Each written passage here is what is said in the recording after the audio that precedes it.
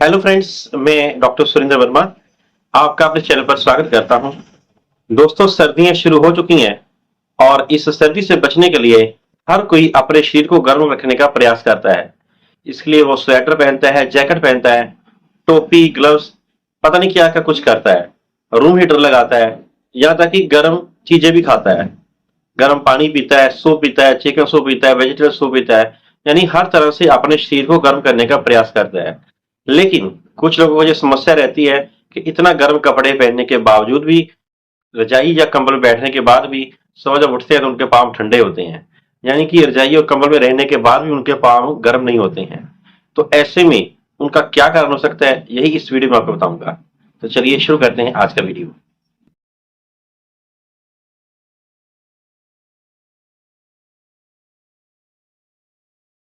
दोस्तों, जैसे कि मैंने पहले बताया कि अगर आप गर्म मोजे पहनते हैं या रजाई या कंबल में रहते हैं और उसमें रहने के बावजूद भी अगर आपके पाँव गर्म नहीं होते हैं, ठंडे रहते हैं, तो इसका कारण है विटामिन B12 की कमी। जी हाँ दोस्तों, विटामिन B12 हमारे शरीर के लिए बहुत ही उपयोगी है। कारण ये है कि ये विटामिन B12 हमारे नर्वस सिस्टम को, हमारे नर्व्स को बल देता है, स्ट्रॉन्ग करता है। और इसकी अगर कमी आ जाए तो हमारे जो नर्वस सिस्टम है उसके अंदर, हमारे नर्व्स के अंदर झंझनाहट होती है, एक नमनेस सी रहती है, हाथ पैर सुन्न होने शुरू हो जाते हैं और उसके कारण हमारा शरीर जल्दी से गर्म नहीं होता है। दूसरा कारण ये है कि विटामिन B12 जो है, जो हमारे शरीर के अंदर रेड ब्लड सेल होते हैं उसको बनाने में बहुत ही सहयोगी है, उपयोगी है।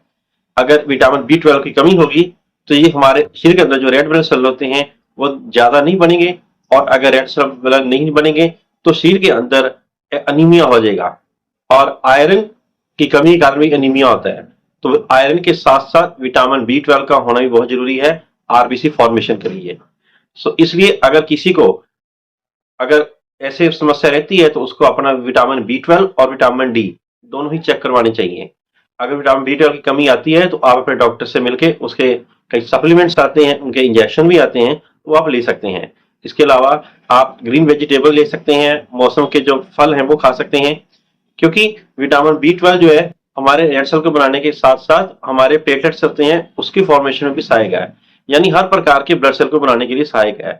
तो इसलिए विटामिन B12 की कमी हमारे शरीर के अंदर गर्मी पैदा नहीं करती है, और जब शरीर गर्मी पैदा नहीं करेगा तो हमें सर्दी, जुकाम या बुखार होने की समस्या रहेगी।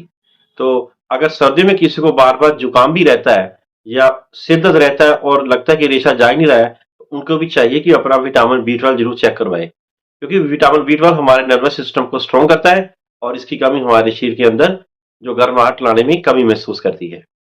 इसलिए अगर विटामिन B12 की कमी रहेगी तो वो हमारे शरीर के अंदर जो सेल है प्रॉपर नहीं बनेंगे।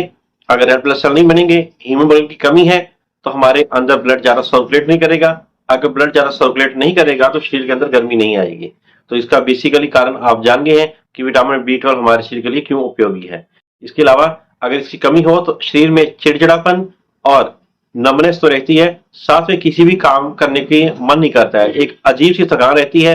चाहे जितना भी आप नींद ले लें, नींद लेने के बाद भी ऐसे लगेगा कि अभी और सो जाऊं। अगर आपके अंदर भी ऐसी समस्या रहती है कि जितना मर्जी सो लो, सोने के बाद, उठने के बाद भी ऐसे लगता है कि और सो जाऊं, तो आपको जरूर विटामिन B12 चेक करवाना चाहिए। तो दोस्तों, ये थी महत्वपूर्ण जानकारी। आशा करता हूं कि ये जानकारी अच्छी लगी होगी। अगर जानकारी अच्छी लगी तो मेरी इस वीडियो को लाइक करें, शेयर करें और चैनल को सब्सक्राइब करें। Thank you.